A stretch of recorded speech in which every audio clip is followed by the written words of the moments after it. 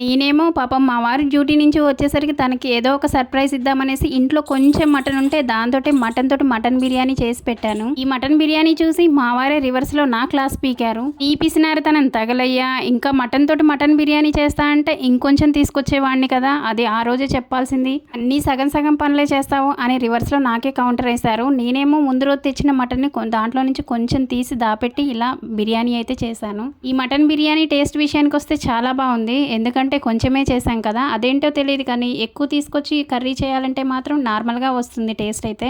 ఇలా కొంచెం చేసినప్పుడు మాత్రం చాలా బావుంటుంది. మీకు కూడా జరుగుతాయా నాలాగా? ఈ రైస్ బాయిలింగ్ చేసే వీడియో ఎటుపోయిందో తెలీదు. గ్యాలరీ మొత్తం వెతికాను. అది ఎటుపోయిందో మరి. ఇంతకీ మీలో ఎంతమంది దసరా పండుగ రోజు నాన్ వెజ్ తింటారో కామెంట్ అయితే చేయండి. ఇదైతే ఛత్తీస్‌గఢ్‌లో షూట్ చేసిన వీడియో. ఇక్కడైతే ఏం షూట్ చేయలేదండి. కానీ పండగ రోజైతే ఖచ్చితంగా మేము నాన్ వెజ్ అయితే తింటాము. పండగ రోజు నాన్ వెజ్ ఏంట్రా బాబు అని అనుకుంటారేమో. చిన్నప్పటి నుంచి వస్తున్న అలవాటది. అదంతే ఇంకా.